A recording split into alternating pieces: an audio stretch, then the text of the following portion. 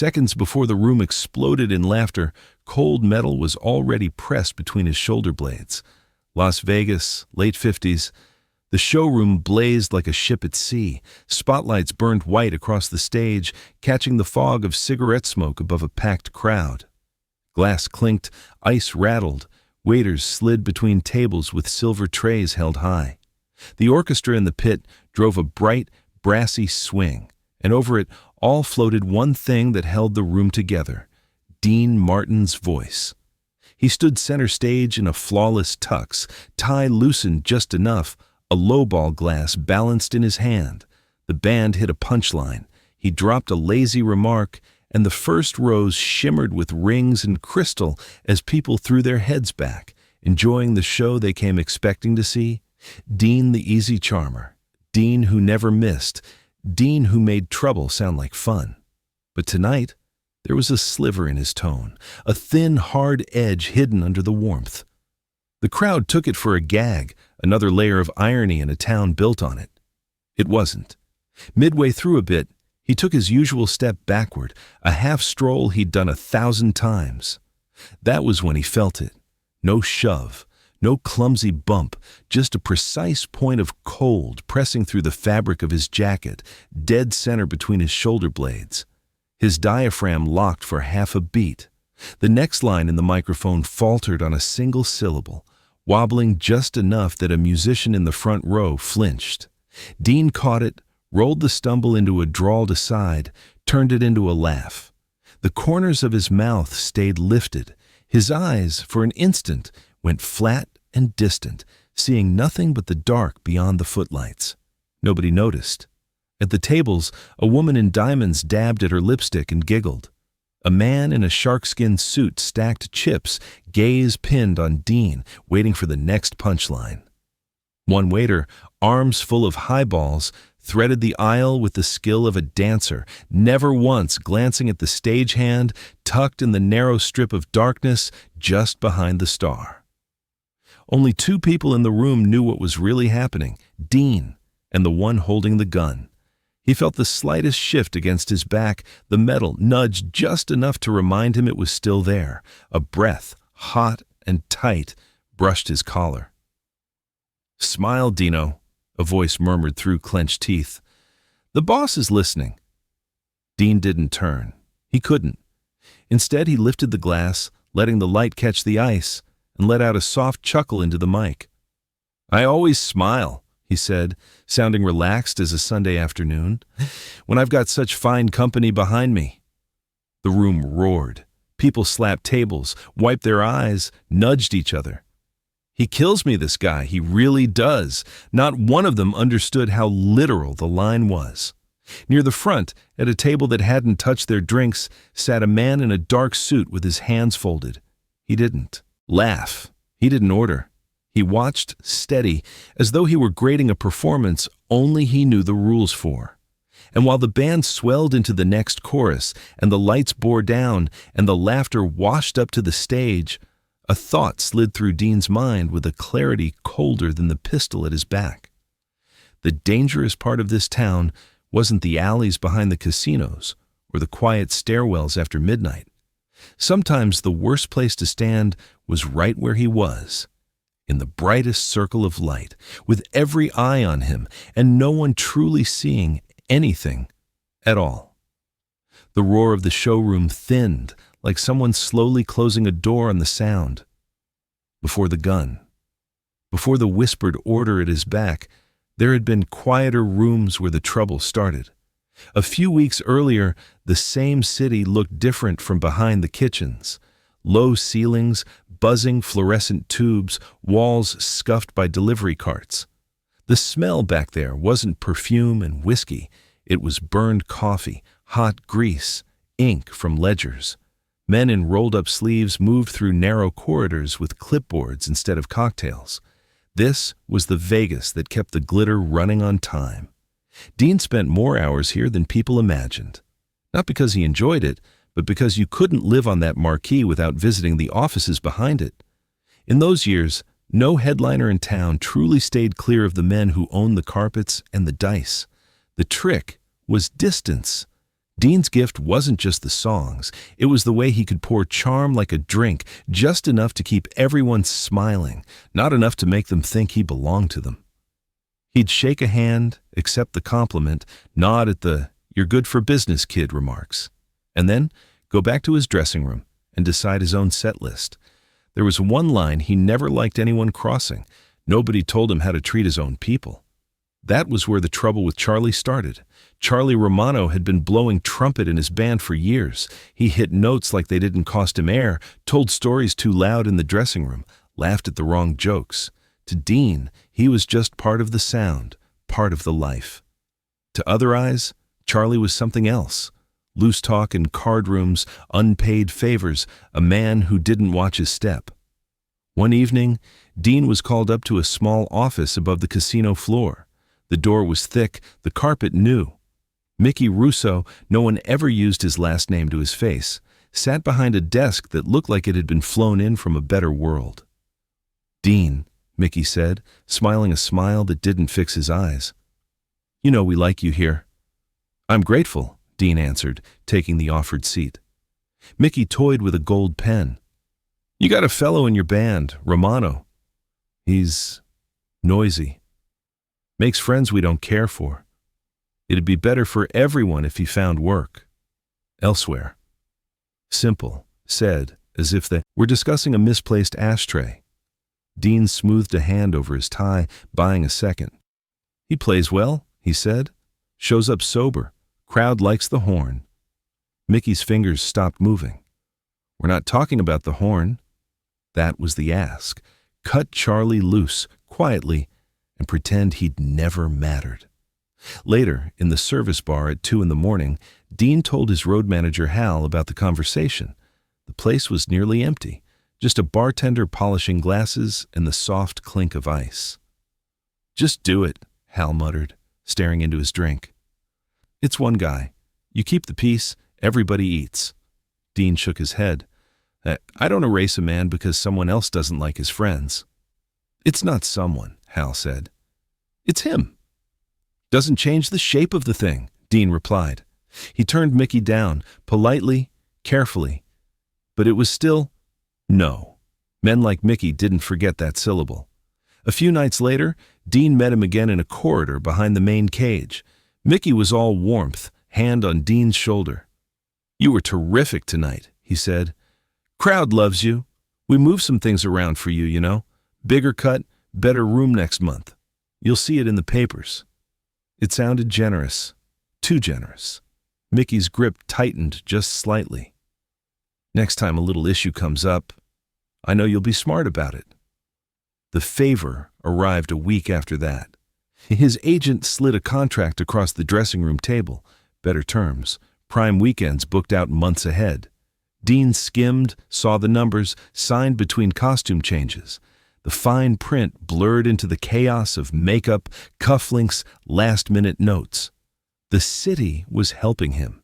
He told himself that, or investing, or keeping score.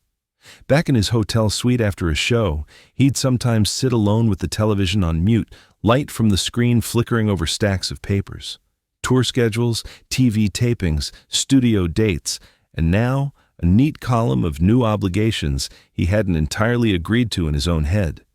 He was tired of learning other men's rules just to keep doing what he knew best. Family on one side, audience on the other, and in between, an endless row of hands wanting something. On the night of the gun, stepping into the spotlight, he wasn't thinking about pistols or ultimatums. He was thinking about the quiet bargains that crept in around the edges of his life, and how to keep them from swallowing the parts of him that still felt honest. He didn't know yet that the people who hated hearing no had stopped waiting in back rooms. They were standing behind him now, in a place where he couldn't step away, with steel at his spine to remind him who, in their minds, owned the show. The stage snapped back around him with almost painful clarity. The spots were too white, the crowd too loud, yet everything felt a step removed, as if he were watching himself on a television screen with the sound turned low. His mouth moved on cue, sending out a line he'd said 100 times. The laugh came on schedule. His feet took him to his usual mark. Only his shoulders told the truth, muscles drawn a shade tighter under the impeccable jacket. The band played on, brass and reeds pushing the number forward. From the corner of his eye, he caught the lead trumpet miss a beat, then recover. The man's gaze wasn't on his chart. It kept slipping to the wing where a stagehand lingered, too still, headset hanging loose around his neck. Up in the lighting booth, a spot operator leaned over the rail, eyes fixed on Dean, not with admiration, but with the wary focus of someone waiting for something to go wrong. Behind Dean, the pressure at his back shifted minutely. Not a warning shot, just a reminder. The hand that held the pistol knew what it was doing. No fumbling, no unnecessary movement. This wasn't an overexcited kid trying to scare a story out of him. This was work. The next musical break opened, a 4-bar stretch where his usual habit was to stroll, clink ice, toss a glance at a pretty girl in the third row. Instead, he stood a fraction more upright. Warm breath brushed his collar again.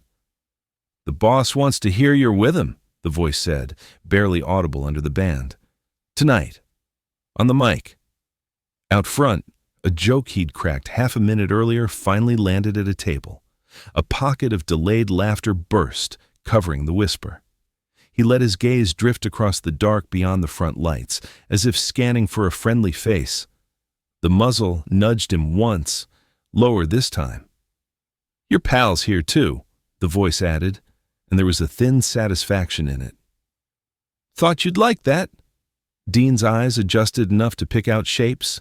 Near the side, tucked at a table where the light thinned, he saw a familiar angle of shoulders, a trumpet player's posture even in a suit.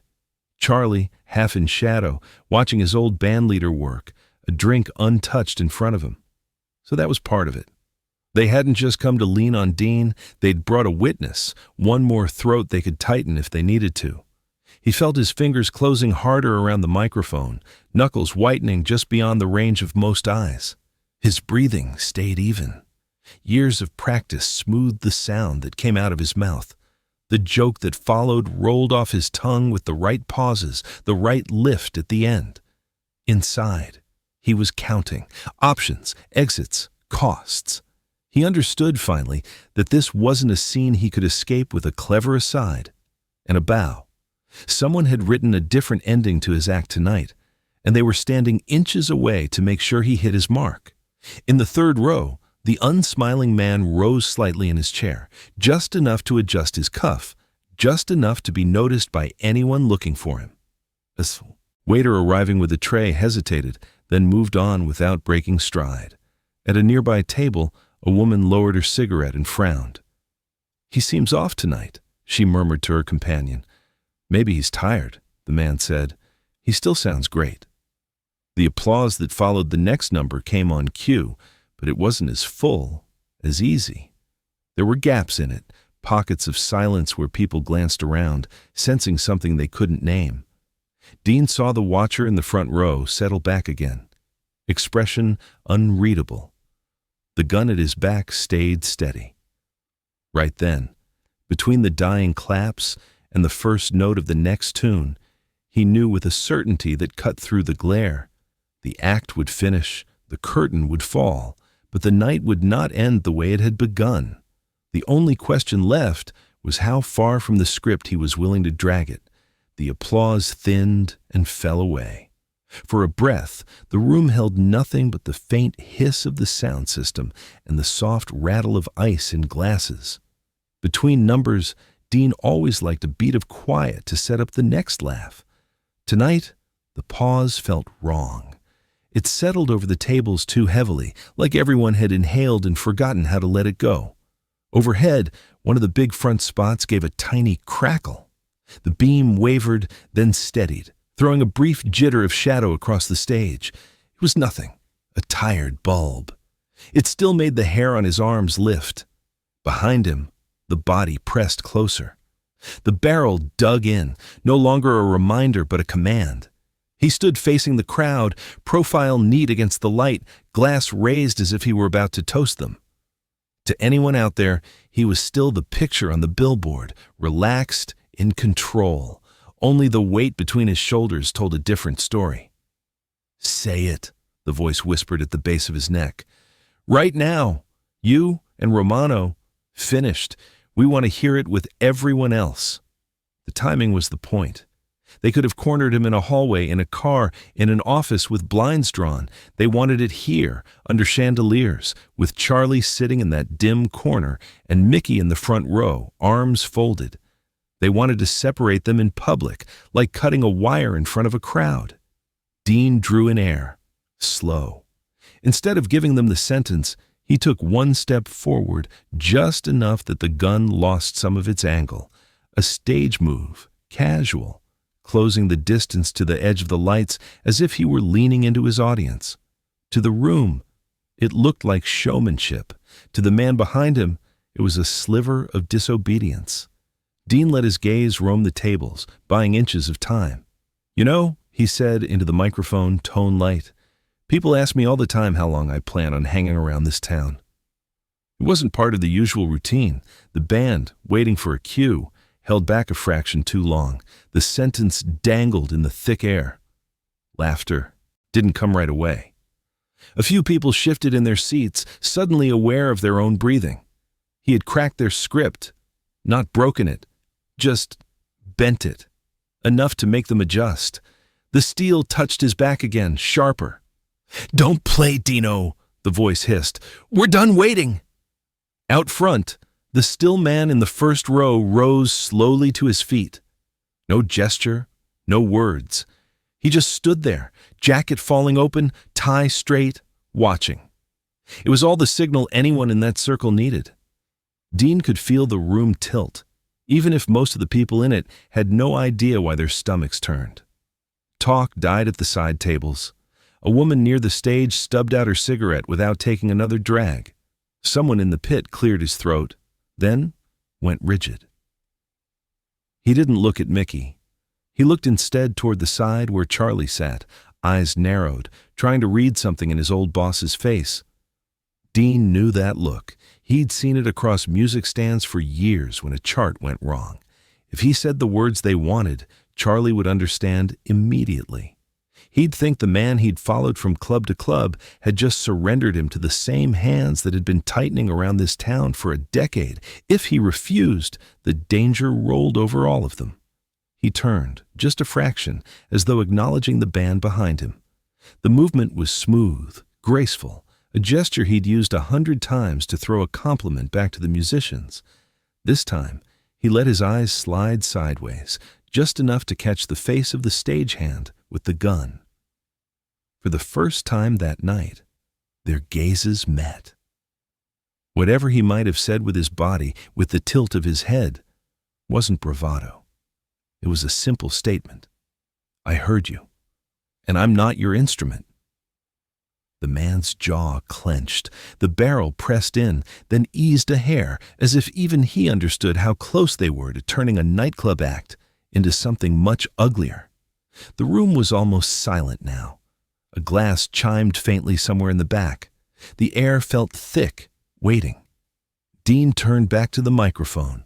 All the versions of the night hung in front of him at once. The easy one where he bowed to the pressure, the brutal one where someone didn't walk out of here, the narrow path where he tried to keep his word and his skin at the same time. He chose without moving his feet. He lifted the mic a little higher, breath steady, and opened his mouth to deliver a line that would pull the whole evening off the road they had laid for him.